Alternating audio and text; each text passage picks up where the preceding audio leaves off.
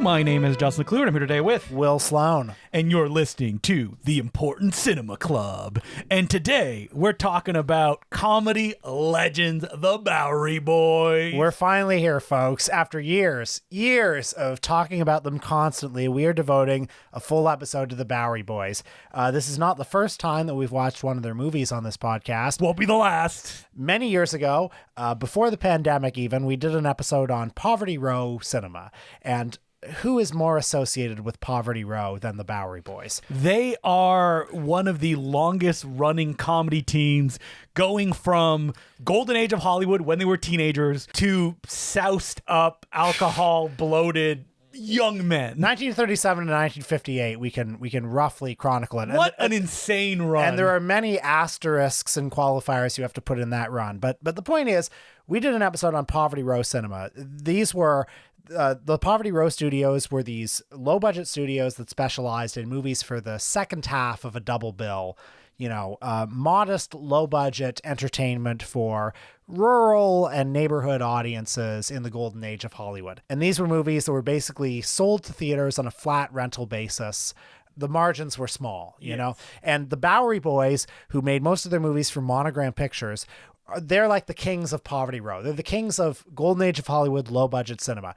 And we watched a movie called Ghost Chasers for that episode. And I think I had seen a few Bowery Boys things over the years. I'd seen their Spooks Run Wild, the Lugosi movie. We sat down and watched Ghost Chasers, and if you go back and listen to that episode, you will find two broken men. Yeah, we do not find them funny at all. I believe we say something along the lines of, we will never find them funny. Yes, we said that this will not happen for us, Bowery Boys fandom. We have broad cinematic palettes, and this is not part of it. Now, so I want to jump in right in now and say, I think that me and you are definitely now Bowery Boys fans. Yes. But the question, and a question that's gone back all the way to episode 1 of this podcast is, but are they funny? And that we'll have to. We are going to discover it today. And I'll broaden this question further, and I'm going to ask: are they good? You know? Yeah.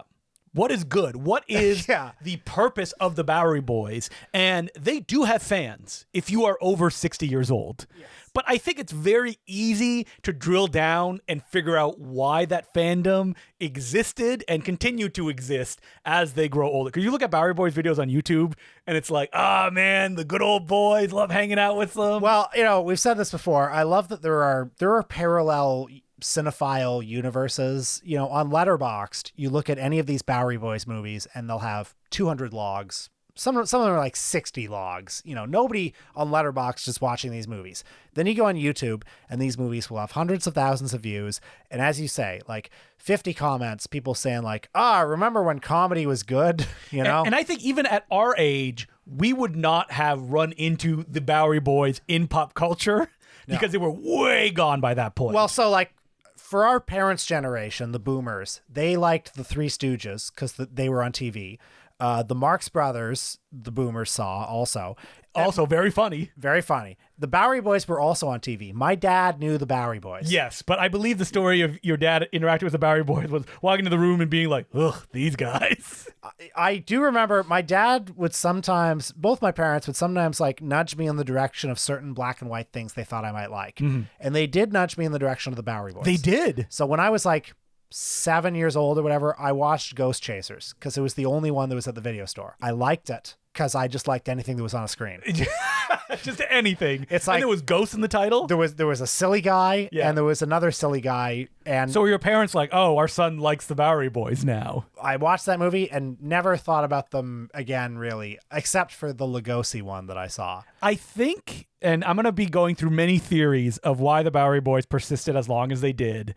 But as a kid, like, they are gentle Three Stooges-like characters that you recognize who they are, and there is never anything threatening presented in them. And if people are lost, people may be listening to this and still They're not like, sure. Who are the Bowery Boys? What are we talking about? The Bowery Boys...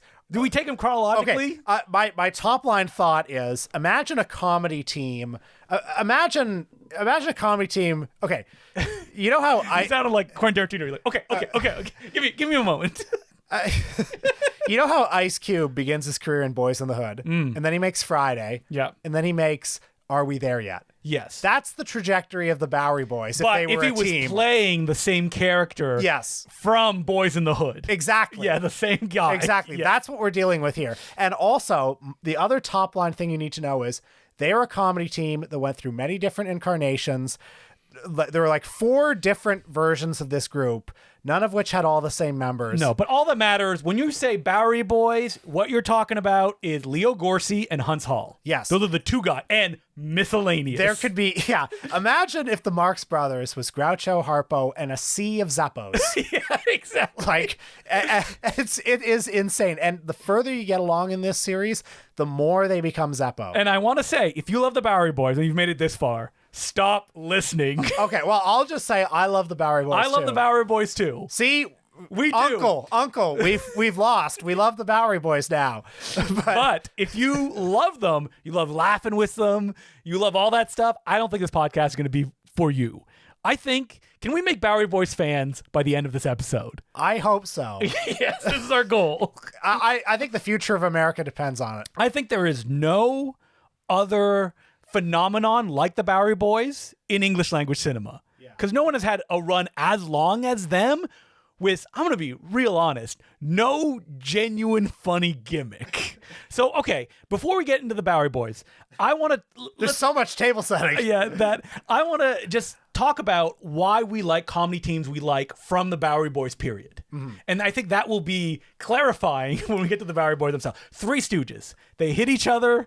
It's funny. Well, it's basic elemental comedy that everybody Slapstick, can understand. yes. But also, I think the Three Stooges, individually and together, are really funny guys. Mm-hmm. There is an internal logic, a coherence to... There's a balance to all the Stooges and how they work together. Laurel and Hardy are the same. Yeah. It's like they fit each other like puzzle pieces. And they're the same thing as the Marx Brothers, right? Groucho does the verbal stuff. You get Harpo doing physical comedy. And you got Chico, who's Italian. Yes. Yep, there you go. And there's also Zeppo, who is our surrogate. Yes. An unfunny man. Yeah, who is with in the situation. Yeah. Wouldn't it be fun to be friends with the Marx Brothers? Yeah. I mean, I think what something that a lot of these groups have in common is, they are working class heroes. Yes. They are the people's champions. They go into highfalutin environments and they cause a ruckus. And you just mentioned Zeppo is the viewer that is, in the situation. There's an argument to be made that the Bowery Boys, in their earliest incarnation, became popular because they were teenagers on screen in a time when that was never apparent. So that's really important. So let's go all the way back. You're wondering how I got here. There are at least 4 incarnations of the Bowery Boys. The first one is the Dead End Kids. Let's talk about the Dead End Kids. There was a 1935 Broadway play by Sidney Kingsley called Dead End, which was a socially conscious Depression-era drama about teenagers and crime in the slums of New York. A very well-respected and admired play in its day. Yeah, like, wow, we never saw this on Broadway before. Yeah, and the play, which I am not familiar with, I understand, is much harder edged than the movie, which is a little more sanitized. And the novelty of the play, and then the movie version that was directed by William Wyler, is that there's these teenagers who act like teenagers in the movie. And when Hollywood decided, okay, this big successful Broadway play, we want to bring it to Hollywood, we are going to cast all of the kids that are in the Broadway show in the movie version as well. So yeah, the play is 1935, the movie is 1937, directed by William Wyler, screenplay by Lillian Hellman, and cinematography by the great Greg Toland. Greg Toland makes this movie, basically. I think so. I mean, I like this movie well enough. I think it's a little, I don't say this about classic movies that often, it's a little dated, It's trying to do some interesting things within the context that it's allowed to work in. Yeah, it's a rather defanged morality play about Humphrey Bogart plays this gangster from the neighborhood who comes in and he's causing trouble. Joel McCrea is... Well, he's a gangster coming back. Yes. So, he grew up in the dead end, if you will. The whole movie, like the play, takes place in one big street. This tenement block in the Lower East Side in New York during the Depression. Joel McCrea grew up with Humphrey Bogart. He's turned his life around. Well, not really. He's struggling a little bit. But he's followed the path of morality, if you will. While Bogart has murdered some people, he's on the run. He changed his face. And hanging in the balance morally are the kids in the neighborhood, which are the Dead End Kids. And in this incarnation, they include, the king of them all is Leo Gorcey. Well, not really in this movie. Well, in my opinion, he's the king of them all. Yeah, because there's another guy. The leader of the Dead End Kids is Billy Hallop in this, who's the one who instigates, who cuts a rich guy and has to go on the run. Leo Gorcey is kind of the rat in the movie. He has a big major role, but when you see Dead End, you're not like, I want to see more films with Leo Gorcey in them. So Leo Gorcey's father, Bernard Gorcey, was a stage actor. In fact, he was in The Great Dictator. He has a prominent supporting role in that. And you'll see Bernard Gorcey all through these movies as the films go on. He plays the soda guy, the guy who runs the soda shop in the Bowery Boys films. I'm getting ahead of myself. There's Hunts Hall is also in this movie. He doesn't have a major role, though. He's just kind of around. That's right. Although I would say Hunts Hall kind of pops off the screen. Well, Hunts Hall is an actor who had been acting since he was like 1 year old. And this is the difference between him and Leo Gorcey. Leo Gorcey was a completely untrained actor. He was the son of this actor vaudevillian, but he was he was working as a teenage plumber at this time, and he ended up in the movie because his brother had been cast in it, and he went to visit him like during a rehearsal, and the people putting on the play liked him and put him in the play, and he became the runaway star. Leo Gorcey. Yeah, he's very charismatic. He has a look that you wouldn't expect a teenager, like a real teenager. He's kind of round faced. Well, and because he's untrained, he has a kind of a charisma that feels untaught. And then there's also Gabriel Dell, Billy Hellop, Bobby Jordan, and Bernard Punsley. You don't need to remember any of these guys. Yeah, We're not going to be coming back. What? I'm going to stop listing all the gratuitous ones. Yes. Because I'm just going to confuse people. Now, I know people are going to be like, but how could you forget the great turn that in High Up Sierra that this one had? Look, okay, I believe you. You do not need to point us in those directions. Okay, so folks, what you need to know is Dead End came out. It was a hit. Yes. Everyone loved the Bowery Boys. The Dead End Kids. The Dead End Kids. How dare you, Will? Because you need to get these names right. Because this is such a tangled web. But you know who didn't love the Bowery Boys? The Dead End Kids, the studio. Dead End is a Samuel Goldwyn United Artists production, and he had it up to here with these kids. Yeah, they were assholes. They were teenagers. They were teenagers. They were causing ruckus. They were pulling pranks. They were putting graffiti on the walls, all that stuff. So he was like, Warner Brothers, you take them. So the Warner Brothers did 7 basically B movies of varying types around the Dead End Kids. The most famous of which is Angels with Dirty Faces. Huge hit, yeah. With James Cagney. Who was also not a fan of the Dead End Kids. I understand James Cagney was the one who wouldn't take any of their shit. Yeah, because they wouldn't remember their lines, and supposedly at one point, James Cagney put the script up against Leo Gorcey's face and punched it to let him know, you have to remember this. So these are East Coast street youth, basically, that they brought out to Hollywood. Yeah. And authentic. And they become stars. So they're in these 7 movies at Warner Brothers. And if you've seen any of their movies, it's Angels with Dirty Faces. Yeah. But they also made all these other films like They Made Me a Criminal, directed by Busby Berkeley. Yeah, because Busby really wanted to do a drama. So they're like, all right, you take the most difficult to work actors with and you make something out of this. There's also, you like Angels with Dirty Faces? Well, what if I tell you there's a sequel called Angels Wash Their Faces? All about the boys. Sounds like a parody that you would see in a Zucker Brothers film, but okay. But they caused mischief and shenanigans all through these movies. They put firecrackers in Ronald Reagan's dressing room. He deserves it. They should have shot him. Yes, they should have. Blown him up. But nevertheless, after 7 movies, Warner Brothers said, enough. Some of them went over to Universal. Yeah, okay. So what happens after... This is such a tangle web, and it doesn't even matter at the end of the day. I'm trying so hard. The little tough guys at Universal, those were the ones who weren't still signed with Warner Brothers originally. So Hunts Hall was there, I believe. That's right. In the Little Tough Guys. That's right. While Leo Gorcey goes off and he's one of the East Side Kids. That's right. Okay, the East Side Kids, though. Okay, you got the Dead End Kids at Warner Brothers. That's the core. That is Dead End where Kids it is starts. at Warner Brothers. You got the Little Tough Guys at Universal, who are the ones who didn't make it over there. And then when the Warner Brothers contract ran out, Sam Katzman, a producer over at Monogram, the shit studio. Yeah. Garbage, bottom of the barrel. He says, we can make some money off these guys. So the ones who weren't part of the Little Tough Guys at Universal, he said, come over here and make movies. And those are the East Side Kids. The East Side Kids from 1940 to 1945. This is the beginning of, when you think the Bowery Boys, really? It's the East Side Kids. But I should point out, these are still not really comedies. That's right. And this needs to be specified. What they are cheap movies. Yeah. So why were people such big fans of these guys? Because they were teenagers on screen. That's what it comes down to. Yes. And that there was no other avenue that presented them in this way. People would say teenagers really became a thing in pop culture after World War II.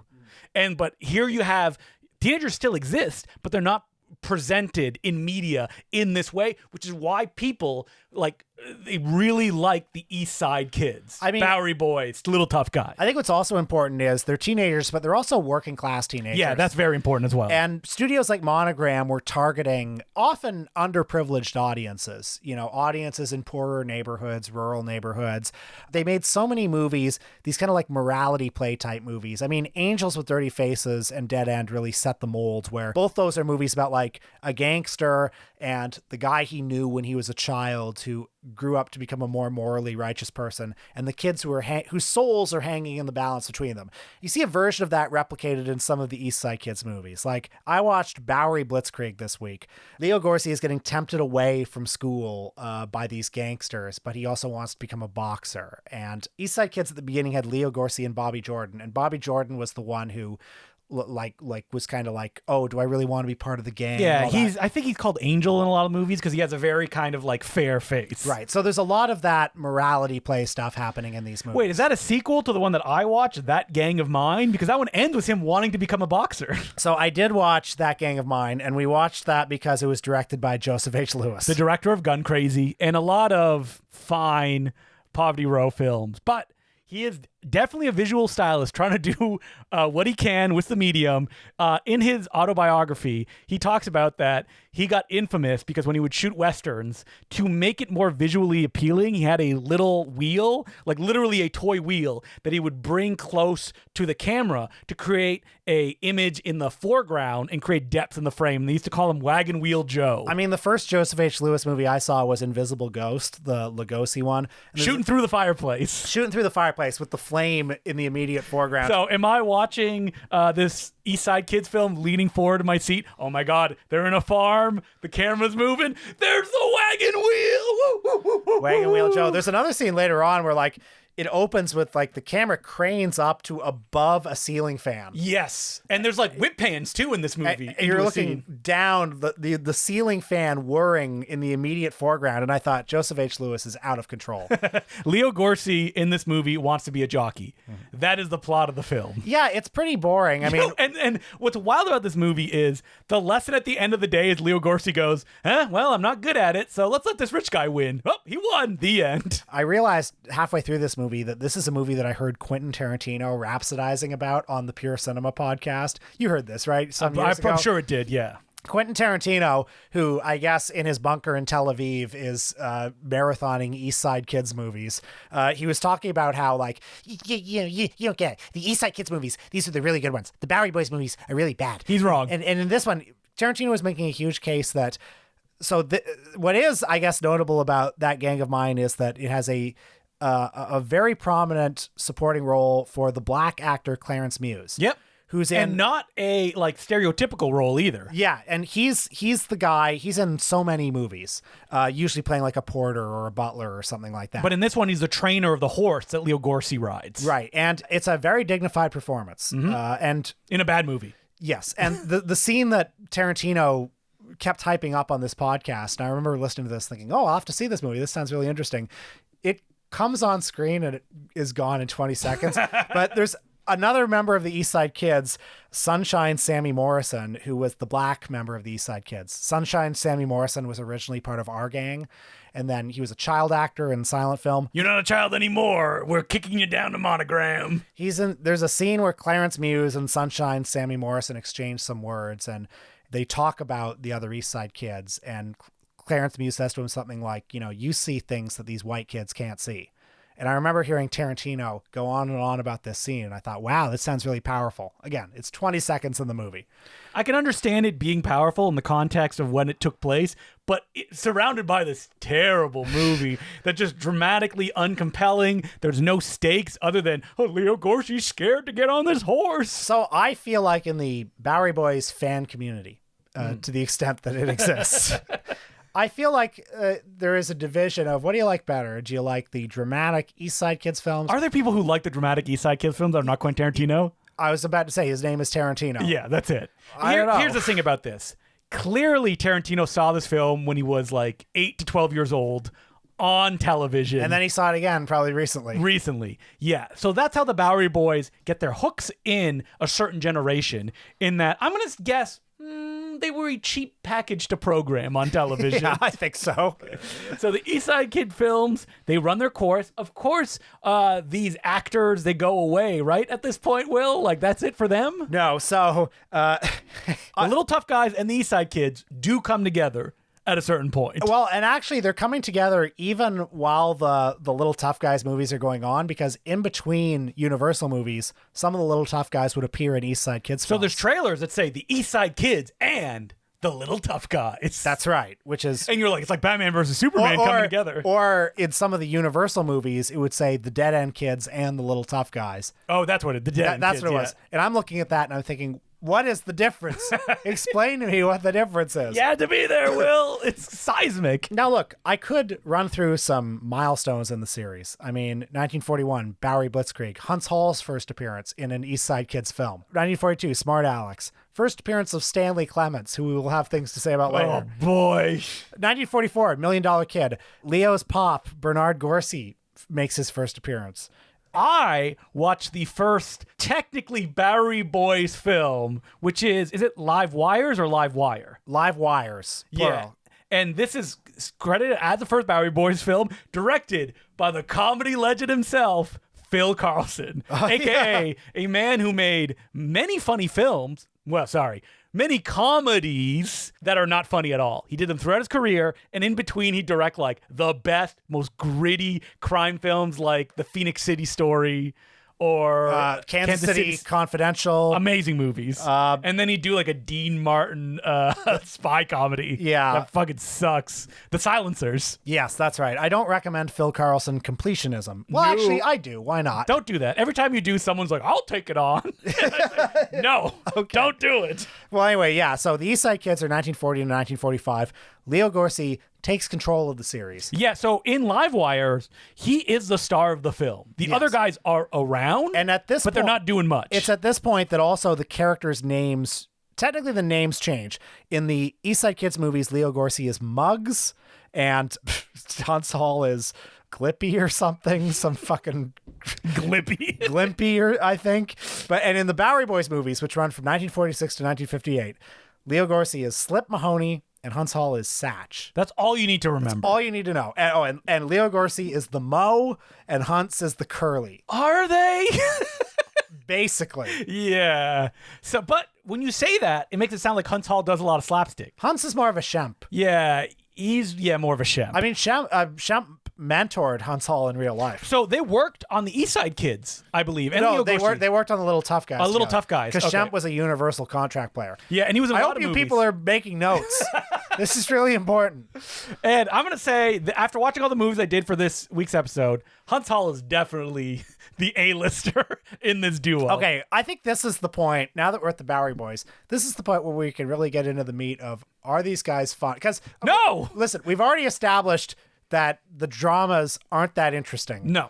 I don't think. Yeah. And by They the don't way, have the novelty value they had when they came out. there are some East Side Kids movies that are comedies, like Spooks Run Wild. Oh, yeah. If Bela Lugosi's in them, they're comedic. Yeah, and many of them are comedy dramas, but the Bowery Boys movies, as they go on, especially get more, they become more and more indistinguishable from Three Stooges kind of stuff. Okay, so let me just talk about Live Wires a little bit and the comedic scenes in this. Leo Gorcey buys a Flim Flam Man's, setup. He sets it up and he goes, I'll make the ink on your shirt that I put on disappear with this new thing I just bought. Doesn't work. He gets punched in the face. That's the end of the scene. Yeah. It takes 10 minutes. He does a voice. That is the comedic drive of like, I'm selling stuff here. That's it. Okay. That's it. Yeah. Does that scene play into the rest of the movie? No. Okay. That is, I think, the Bowery Boys in a nutshell right there. So when there's a comedic setup, perhaps. There's no punchline. I think you're right. Yeah, Yeah. I think you've cracked it. Now, you told me you watched Live Wires and you said that I'd seen it. Yes. And I was like, I have not seen that movie. What are you talking about? I haven't seen Live Wires. It's like a 400-word review. I would remember if I saw Live Wires. I saw it in 2024. I saw it not that long ago. Well, this is Bowery Boy syndrome. Yeah. Is that if you've seen one Bowery Boys film, you have basically seen them all. And how would I describe... Here's the template for Bowery Boys movie. We begin, we're at the milk shop or the soda shop. Bernard Gorcey is at the counter. You got Leo. Bernard Gorcey, pretty funny. Yeah. I like his delivery. You got Leo, you got Hunts. They're doing some shtick at the beginning. Then a guy comes in and he's like, boys, how would you like it if you bought this mine or this haunted house? Yeah. Or this business somewhere. And the Bowery Boys, by which I mean the two guys, are like, why, certainly, sir. Indubitably. Well, okay, we'll buy Leo it." Gorcey has one game. Malapropisms. Yeah. That's it. So, for example, he'll say like, Whoa, take it easy. I don't want to laugh too hard. it'll be like, I depreciate it instead of I appreciate it. Yeah. Or he'll be like, I regurgitate instead of I reiterate. That's an optical delusion. So we both watched Spook Busters. Okay. Not to be confused with, what is Spooks Okay. Run Wild? Or Ghost Chasers. Or Spook Chasers. That's the other one that we watched.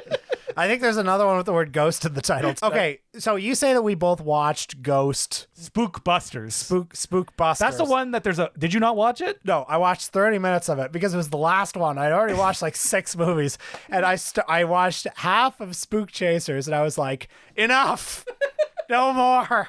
So this one does have Leo Gorcey and Hunts Hall.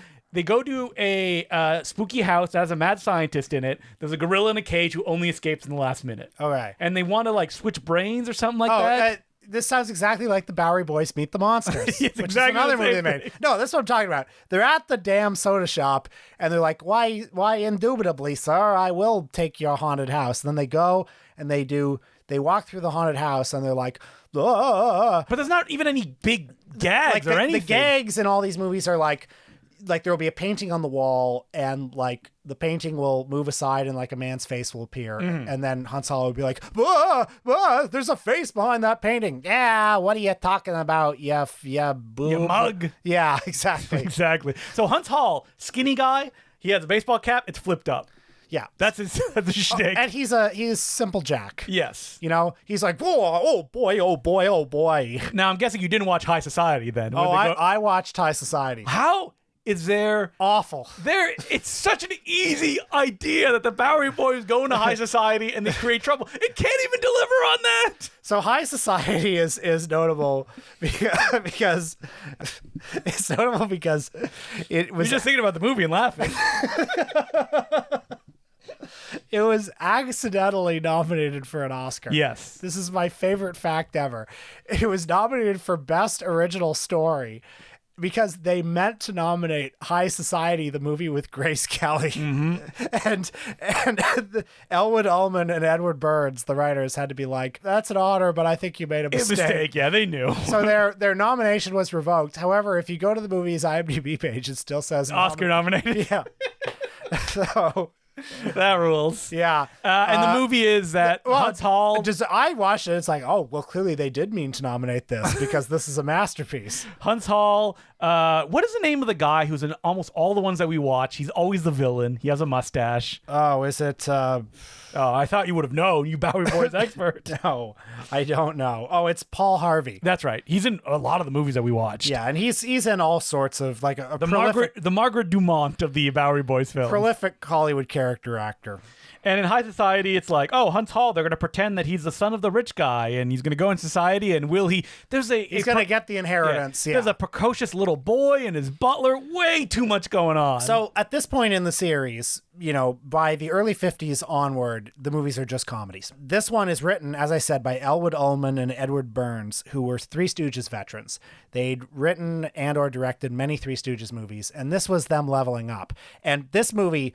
and all the movies they made pilfers so much from the Three Stooges. When Hunts Hall goes to the like wealthy family's home and he's wearing the little Lord Fauntleroy outfit, I was like, I've seen every version of the Three Stooges, do this gag. What we need to be clear is that like film at this point is disposable. It plays in theaters for a month, then goes away, never to be seen again.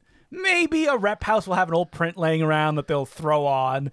But if you didn't see it, it's gone from memory. Well, it's interesting how like the second half of the Shem-powered Three Stooges shorts. Remakes. They're just remakes. They're 80% stock footage of earlier ones. And when you look up like trade paper reviews at the time, nobody noticed. No, why Nobody would they? cared. Yeah, exactly. And at this point, these Bowery Boys films only exist because people have nostalgia of hanging out with these guys. Well, Actually, I think the reason they exist is because they went to children's matinees. Yes. And kids who are stupid. They enjoy this. Well, because they see these grown men acting like teenagers. That's right. And you have never seen older men act like teenagers. So I guess the other thing that's compelling about the Bowery Boys. This is why we really like them. Sorry, we really like them. Is that, they started as teenagers and they plausibly looked like teenagers. And then within 5 years, they did not look like teenagers anymore. Alcohol is a hell of a drug. And you'll often hear, they were still playing teenagers into their mid to late 30s. These guys look 60. It is insane. But in the logic of the movie, they are teenagers. Because like characters would be like, now young men. And I was like, they're so old. Yeah, like they are not a young 37. Let me tell you that. The series does make an effort to adjust for this because that's one of the reasons why they completely got rid of the drama. Because they were like, it's no longer plausible for Huntz Hall and Leo Gorcey to be playing like, these wayward youth who are being tempted by gangsters, but maybe if they listen to the kindly priest, they'll follow the right path. At this point, it's like, no, they're too old. So they're just the Three Stooges now. Yeah, but like the Three Stooges, they didn't pretend to be teenagers in the movies. They were grown men. What about Clifford? Yeah. The classic Martin Short film? Yeah, that's what these guys are. They're Clifford. I think at this point, Clifford is funny, though. I agree. I actually think at a certain point, I'm going to mildly disagree with you. I think it doesn't really matter at a certain point that they're not teenagers anymore because I feel like... No, I agree with you. It's de-emphasized. The teenage thing is de-emphasized. It's just people like hanging out with these characters. And they're making so many of these movies that it always feels like you're hanging out with your friends one more time. And it's not threatening either. Yes. Like that's the thing about the Three Stooges is if you're a kid, you can be overwhelmed by those things. It's true. Like the Three Stooges are a much faster paced slapstick. It's much harder edged. Violent, yeah. Yeah. Like there is a little bit of like slapping around in these movies, but nowhere to the same extent. No, a slap will usually mean the end of a sequence. Yeah. Like that's it. All right. So Will pitched a movie that would be the end of the Bowery Boys. They had broken up at this. Well, it's not the end of the Bowery Boys. Leo Gorcey is not on the team anymore. Right. So what happened was Bernard Gorcey, the father, died tragically in a car accident. In 1956, Leo Gorcey left the act because he was drunk. Yes. Alcoholism. He had been hitting the bottle for a while, and after his father died in such tragic circumstances, he was not able to process But his brother's still in these movies. We don't need Leo, right? His brother is still in these movies. In the background. If you can find him. Yeah. He's in there somewhere. So I think you recommended a film that I was like, Leo and Huntz are in this. Right. So I wanted to watch Dig That Uranium because I thought that was a post Leo Gorcey, but it's not. So if y'all watched Dig That Uranium, I apologize. Or you're welcome for having such a fun time. But instead, we watch Spook Chasers. Yeah, let me verify that was actually the one we watched. Okay, the Important Cinema Club fact-checking department is on the case. We watched, Spook Chasers. I can keep track of all these. Thank you. And here's the thing. Big twist in this episode. Funny movie. I couldn't believe it because I was watching this movie. And I was like, so I started with this one. And I went, do I misremember the Bowery Boys? Are they all like this many like recycled jokes from the Three Stooges, but a lot of them? No, I couldn't believe it because I was watching this movie and I was having a pretty good time with it. Yeah. And I was smiling and I was feeling really fondly towards Huntz Hall. And then just as I'm finishing it up, I got a text from Justin saying, Spook Chasers, funny movie. And I'm like, okay, I'm glad he's seeing what I'm seeing because I thought I was going to come here insane and you would laugh at me and say, how could you enjoy Spook Chasers? No. Spook Chasers, this is... Yeah, no peddlers, eh? Good thing I don't have a bike. Funny joke. I mean, I like the scene where Huntz Hall is being like seduced by this femme fatale and she's like, you're just my type. And he's like, you're my type too, a girl. Funny stuff. I know, it's funny. But this is the thing. None of the other movies we talked about have jokes like that in it. Yeah, and this is why I'm having trouble here because I think in most ways this movie is not appreciably or measurably better than most of them. I would argue there are more just verbal jokes in this than there are in the other ones. And I think it's not like the structure is different or the cast really elevates it. This is a Huntz Hall show. He basically has every one-liner in this. Yeah, and I enjoyed Huntz Hall so much in this movie. Me too. I found him, very funny. I think he takes the comedy just by the horns and he rides it. And it makes me think... He's just like the dumb guy. Yeah, it makes me think like, was Leo Gorcey holding him back? Maybe. Yeah. Because Leo Gorcey that like he's angry, but it's not like Mo. Like he doesn't even. I don't know, man. Like Leo Garcia is not funny, is what I'm saying. Well, Hunt's Hall, okay, funny. I find some of Leo Garcia's malaprops funny. Yeah, they're okay. Yeah, But that's it. Look, Yeah. they're okay. Yeah. Now you pointed out that And I think Leo Garcia is good in like the Dead End Kids movies. as a dramatic actor, I think he's very good. He's very charismatic. That's right. I think alcohol maybe swept that charisma away as he went along. And also, if I'm saying at the beginning of this episode, we said we like these guys. I do like them. And if I'm justifying that statement, I think one of my ways in of liking them is when I see old, overweight, gin-ravaged Leo Garcia in these movies towards the end, I feel a fondness towards him just as a trooper. I'm like, look at this guy, you know? He's still at it. He's still working. He's still making the kids laugh. So I like that about him. AKA he's making a paycheck. He's going to work. Yeah. He's doing his job. Yeah. You know, it's funny because in Live Wires, he has a lot of monologues, and it almost feels as if he's like, I can do this. Look, I'm an actor now. I mean, he took control of the series, so that makes sense. I also heard we watched a documentary about them, and there was one actress. Legends of Laughter, the Bowery Boys. There was one actress who was like, well, because Leo was in charge of the movies, he'd read the script and be like, oh, that's a good line. I think I'll take it for myself. You know, he would like hog a lot of the good stuff. Wait, can we talk about, we got a Curly Joe situation going on here. Okay. Oh, this is so important. So after Leo Garcia left, Who will fill this hole in the movie? yeah, the studio was like, get Stanley Clements back. Yeah. Stanley Clements is an actor. He was an East Side Kid. That's it. I mean, You know, it really makes you appreciate the magic that Curly Joe Dorita brings to the Three Stooges. Yeah. When Stanley Clements is just there. He's got no game. He's got no angle on the material. He's no funny lines. yeah. And it's like, oh, at least Curly Joe Dorita looks like Curly. Yeah. So I got that going for it. But watching hey, Hunts, don't go over there. It's like, all right. watching Spook Chasers, like, you know, it's like, it's as if Hunt's Hall is like, okay, well, if you're not going to do anything, I'll do everything. I'll yeah. own the movie. And yeah, there are a lot of like pretty wheezy gags in this that still kind of got me. Like, you know, the scene where the woman puts too much alcohol in his drink and none in hers, and then they keep exchanging each other's drinks. I thought that was pretty funny. That's an old Three Stooges bit. You know, it's like, how many of these goddamn Bowery Boys movies have there been where it's like, oh, they go to the spooky house and So many. gangsters are there. And but none of them deliver on the premise. It's always like, that's gangsters in sheets. yeah. I like how even Spook Chasers, there's so much time spent was like, well, the gangster's going to the real estate office to make sure he can get his stuff back. Oh, like, my why am I God. watching this? Oh my God. So maybe the magic in this one is George Blair, director of The Hypnotic Eye. He also did Fighting Trouble, which is another Hunt's Hall joint. I think those are the only Bowery Boys films he directed. Then a whole bunch of movies you've never heard of. I'm not entirely convinced that George Blair was the magic anymore. But the writer. Than William Bodine was. Yeah.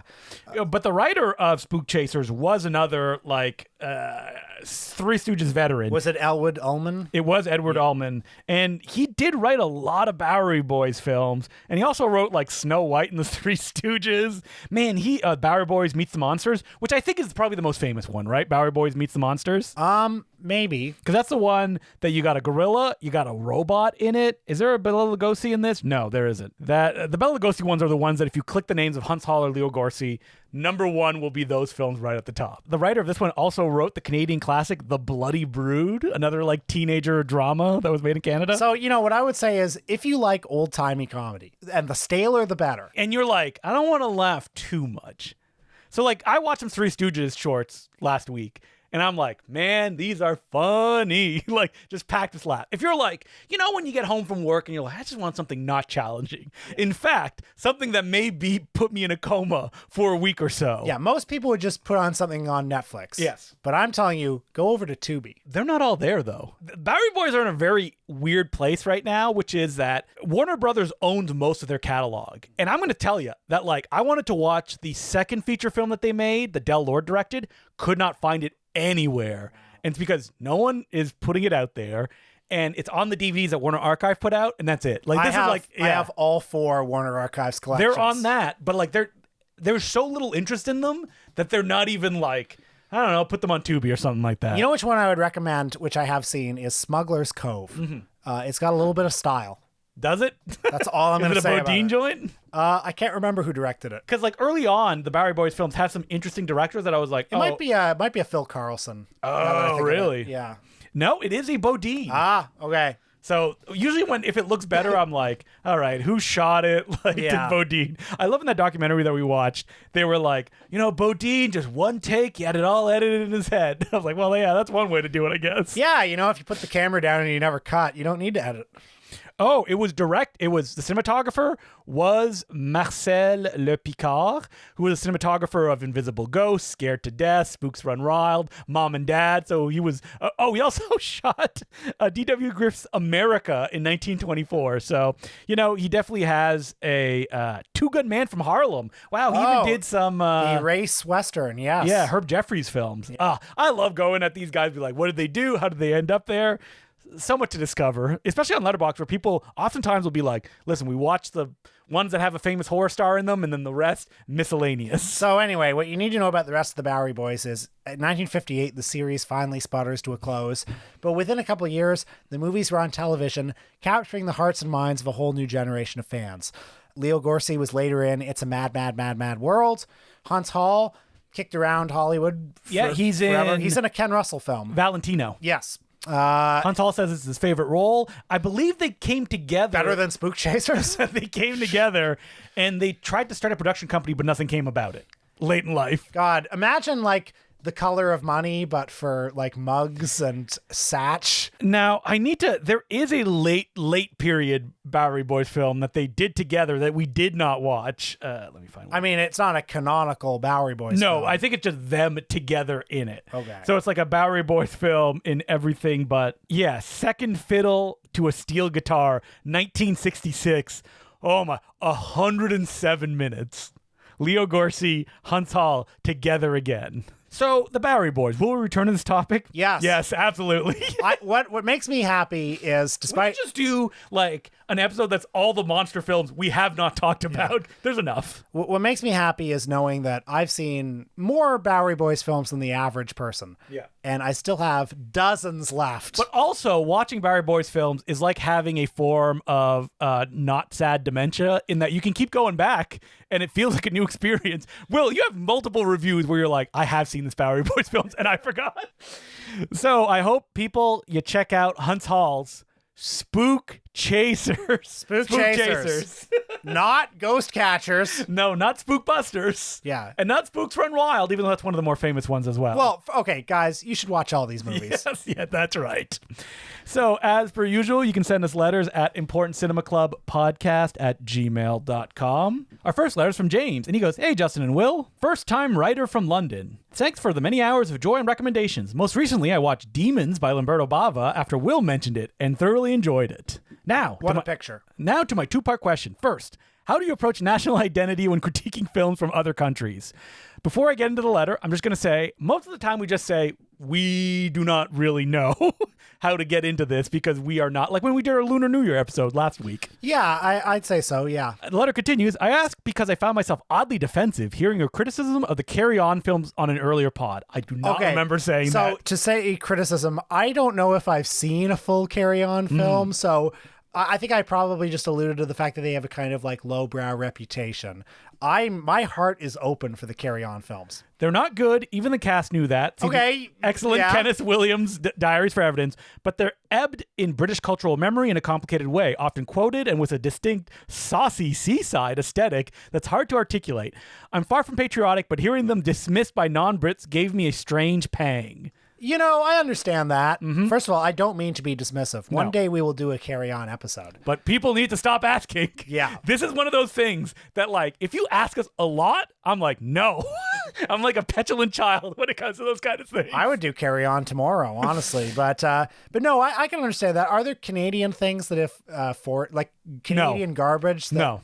Oh, that would be insulted if people dismiss them. They dismissed out of hand, that I know are bad. Yeah, here's the thing. It's like if an American said, "Oh, red green, that sucks." I'd be like, "Yeah, you're right."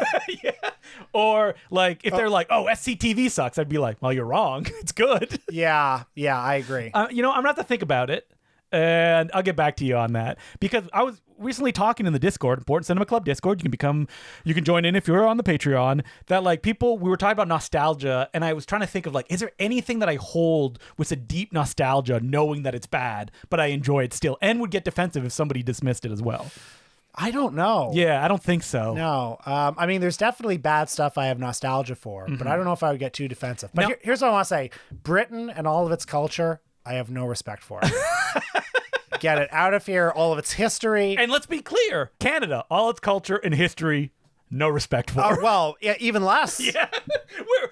We're just like the shadow of the British Empire? Yeah. But it's not even real, but we still got their royalty on our money? It's pathetic. Get the fuck out of here. It's pathetic. Yeah. I'm trying to think. Now, people have dismissed things that I've liked, and I've lost respect for them on a podcast, and it's offhand. And people have said a lot of times that we've done that on the podcast, and they've been like, how dare they? Okay, here's another thing you people need to understand. It's like sometimes we're just talking. Sometimes we'll just say something and we won't think much about it. And then you find out later that it really stuck in someone's craw and they came to hate you forever over it. That's right. And it took a disproportionate place in their mind. And to that, I just say, I'm only human. And the letter continues. So how do you navigate international criticism from a North American perspective? I think we kind of answered that we just have to admit we are not in the culture of where this comes. I mean, when we watch a Carry On film, I would just have to say, like, do I find it funny? Yeah. And that's all I can speak from my perspective. Well, I mean, we did International Comedy Month. Yeah. Nothing But Laughs November recently. And I think we were interested in a twofold question of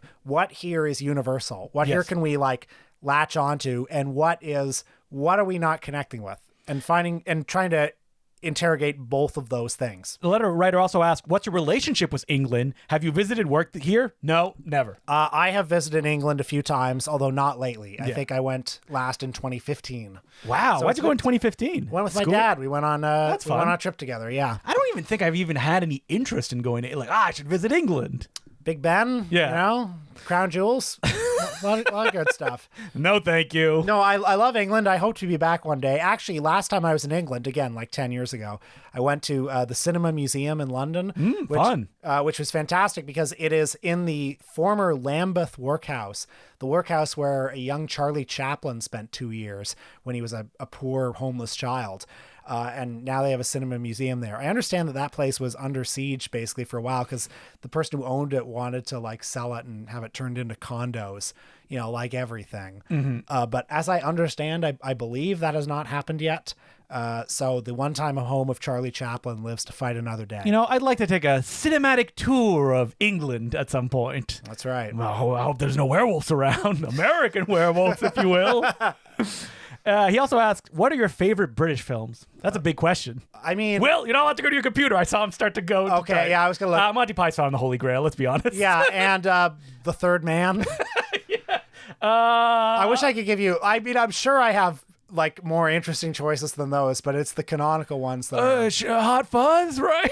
That's British. Yeah. I don't really think of... Do you ever go like, oh, I want to watch this British film? No, because it just feels like an English language film, you know? But I mean, I've seen... Ken Loach, of course. You know, I think Mike Lee's pretty great. I mean, yeah, he's great. You know, Naked. These are all like, you know, canonized classic guys. Yeah, I mean, I'm sure if I... We have never gone like, we should do a British filmmaker now. That has never crossed our mind. Yeah. You know, but Ken Russell, guys, he's good. Yeah, maybe that's, you know, to our death. Michael Winner. Oh, wait. Oh, yeah, him. I know. My favorite British filmmaker... it would definitely be Young Winston by Lord Richard Attenborough. Man, I've threatened a Richard Attenborough episode, and it's like... We've both threatened Richard Attenborough episodes because I actually think he's an interesting subject. Yes. But imagine sitting through those movies. Ugh.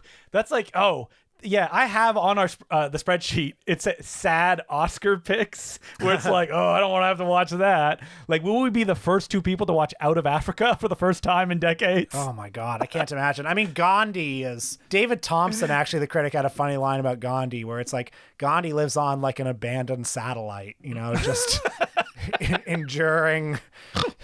All right, and I want to be clear, if anybody wants to invite us up to England... We'd be happy to go. I love England. Hello, governor. A minute ago, I said that I hate Britain and its culture. Yes. I'm going to rescind that. I love Britain and its culture. Yeah. I'm going to say... Nudge, nudge, wink, wink. Say no more, say no more. The young ones? Morning, Faulty. Hello, Major. All right, that's another John Cleese character. Hello, it's me from Rat Race. Hello, I'm John Cleese, and I think the Muslim hordes are invading London. Whatever happened to the British identity? Wait, what's the cinema tour we're going? We're going to London, England. Well, we'll see the Mary Poppins house. I don't know.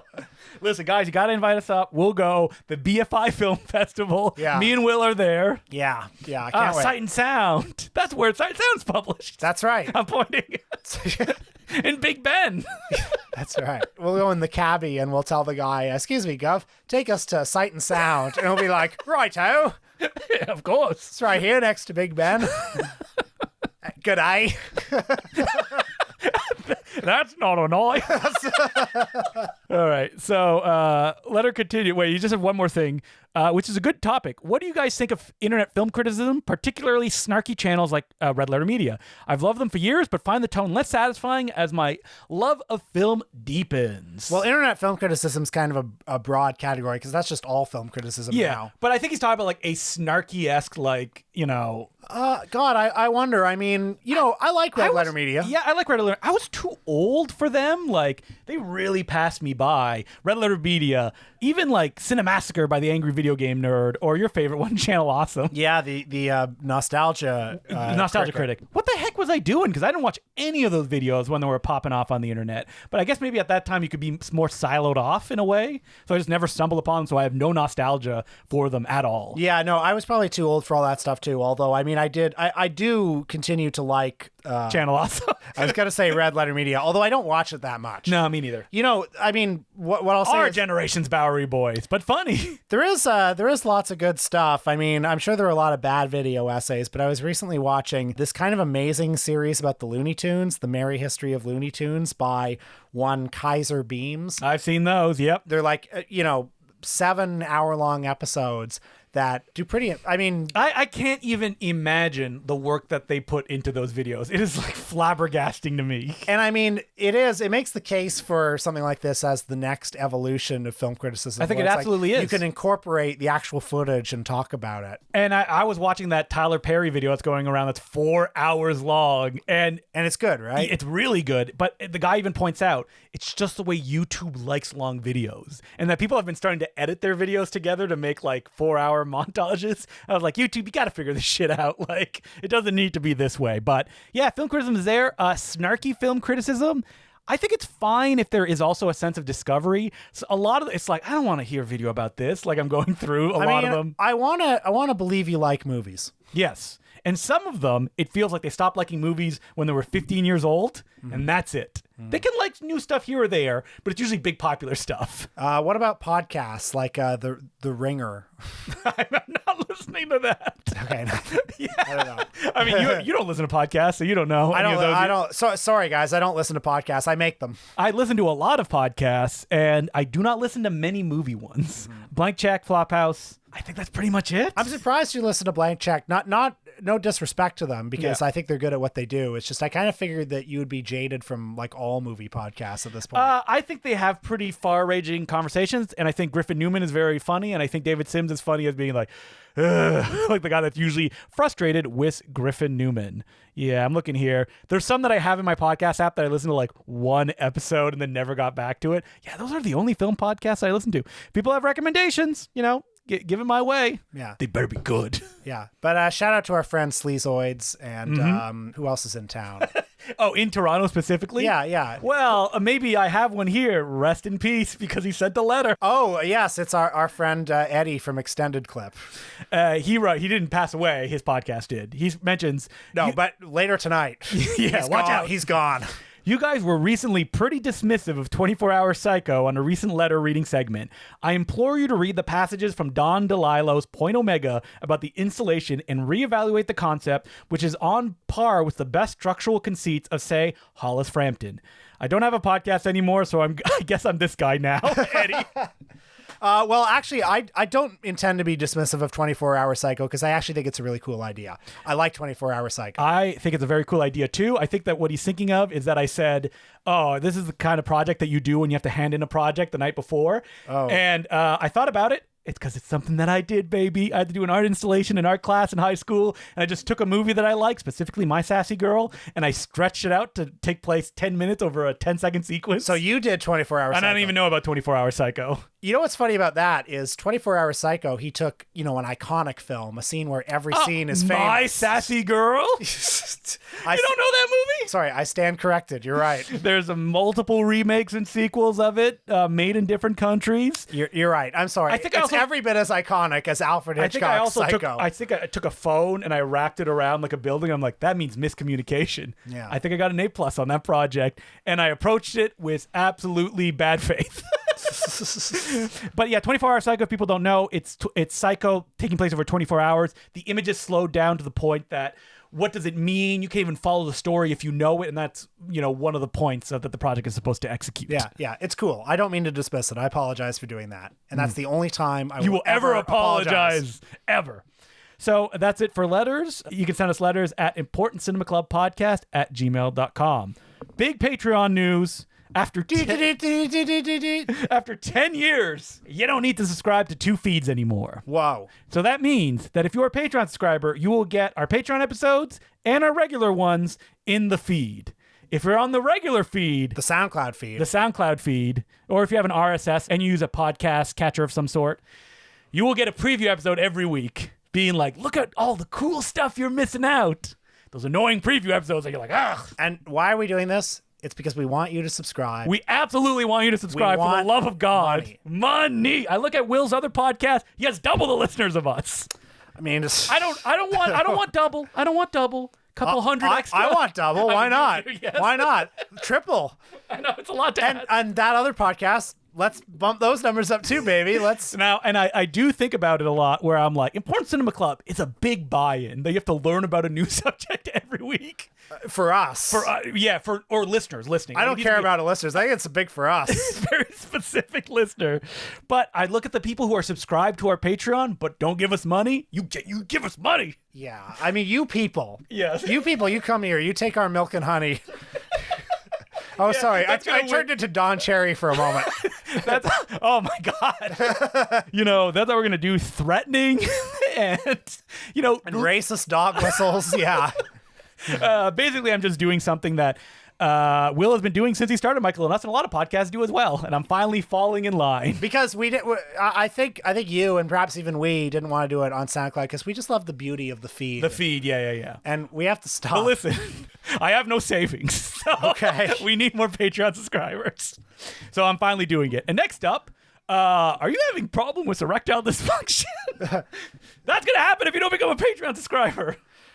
Folks, help Justin. Yes. And Will would like double the money. And me, yes. Patreon.com/The Important Cinema Club. This week, it begins the Laserdisc Chronicles. That's right. We're going to be watching at least one movie, maybe more movies on Laserdisc. So I got it all set up, and we watched the Championship Edition of Son of Godzilla. What is the Championship Edition? Why did I have to watch it on Laserdisc?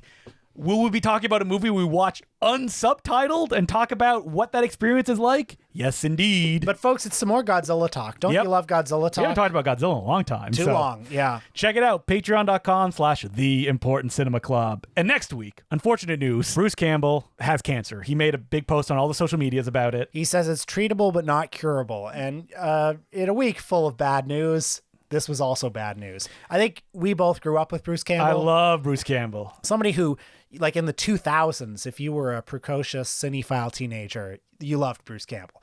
His memoir, If Chins Could Kill, one of the greatest books of all time. So this is not a eulogy episode. No, but we were thinking. Sorry, I got excited because I remembered that he was in the TV movie version of The Love Bug. Oh, that's right. Directed by Peyton Reed of the Ant-Man trilogy fame. But yeah, we're gonna talk about Bruce Campbell because we love the guy, and we're not gonna talk about an Evil Dead movie. We shall not. We're gonna be talking about Running Time, The Man with the Screaming Brain, which he directed. Yes, and stars in. And Bubba Hotep. So it was tough looking at his filmography because you realize that Bruce Campbell did not star in that many air quote good movies. Yes. I know. And well, that's one of the challenges of his career. There was a clip going around on social media this week of him when he was a guest star in like The Adventures of Superman, the Dean Cain show. Yeah. Or no, Lois and Clark it was called. And just this clip, you're watching him, he's like, God, this guy is so charismatic. He's so fun. Put him in the Superman suit. What the hell? that would have ruled. Yeah. But nope. And I think we're going to talk about why I think that is when next week we do an episode on Bruce Campbell. Until then, my name's Justin Decloux. I'm Will Sloan. Thanks for listening. As per usual, I'd like to thank some of our new patrons who include Sean Fegan, Eric, Jay Watt, Fulton Collins, Matt Trunk, Eric G. Wilson, Samuel Tominato, Samograj, Justin LaGuff, Swaggy Peepaw, Creative Name, Mary Taggart, Tristan Kleinfelter, Cool Klaus, Tommy Bien, Tommy Bean, Mateus Sutkowi, Mike, Michelle Cutler, John Christian Yates, Donovan Iyer, Psychosonic 99, Rain, Jonathan Johnson, Grace Ownby, Brian, James Steiner, Brorsan, Harrison Daly, Caleb Holton, and Matthew Mueller. Thank you very much for becoming patrons. We could not keep doing this without you. You look for the respect of your peers, do you not? Absolutely, yeah. That you want perhaps an organization to allow you to be in them. Okay, I know where you're going. Well, sorry.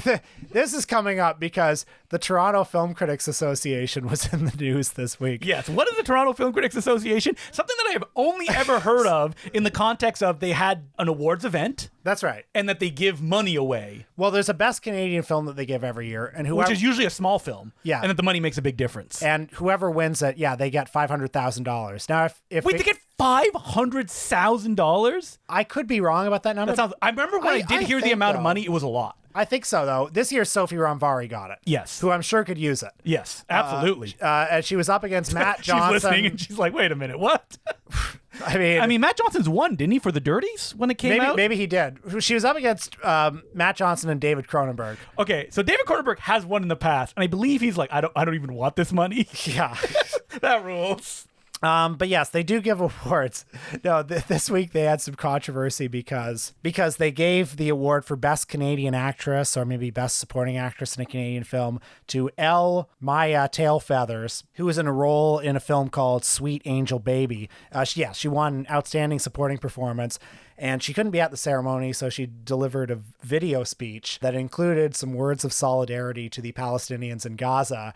And somehow, when they played the videos at the ceremony... Yeah, that section was cut out. That section was cut out. Very interesting, isn't it? And so, Tailfeathers... You are turning me on.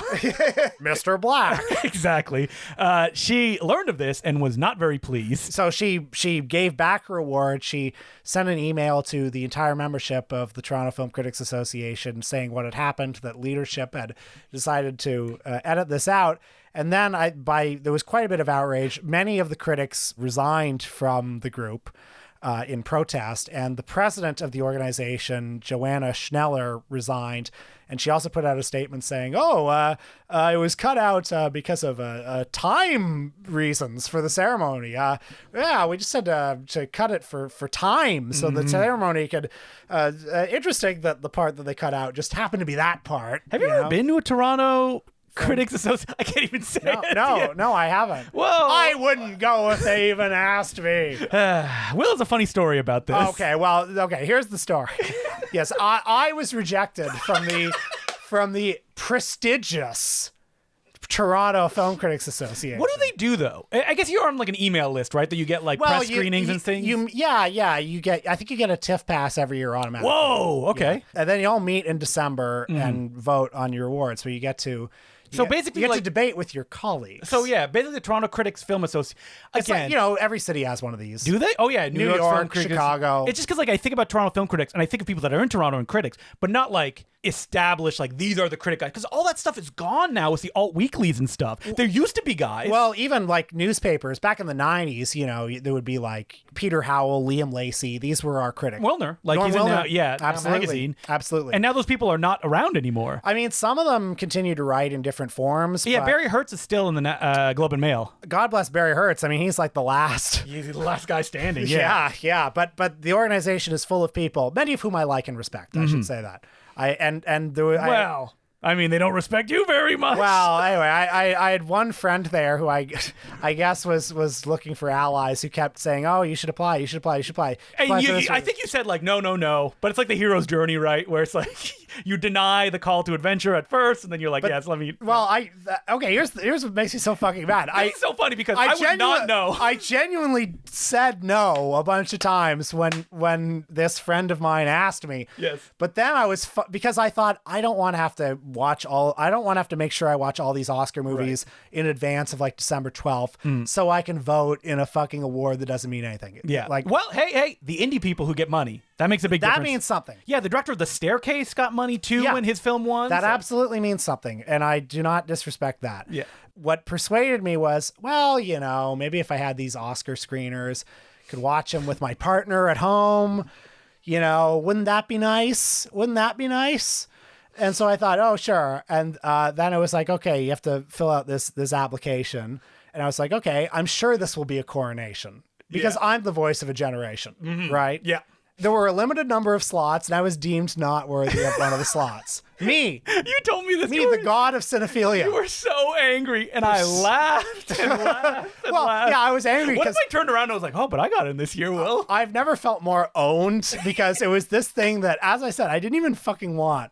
And then it was like, oh, well, if you're telling me it's this easy. I mean, this is a good example that industry acceptance in a way doesn't really matter if what you're doing what you want to do and you're happy with it. Absolutely. Yeah. No, I'm fucking pissed. I'm annoyed. This was like 5 years ago. I think it was before the pandemic. I think it was 3. No, it was after the pandemic. Yeah. I think they looked and they're like, Will Sloan, the man who was banned from Twitter for threatening to kill Baby Yoda. They probably thought he doesn't even need this. He's so big. Yeah, they probably said, well, since he actually makes a living doing film criticism, unlike us, he doesn't need this. That's probably what. I think that's probably how the debate went, right? But I'm not bitter.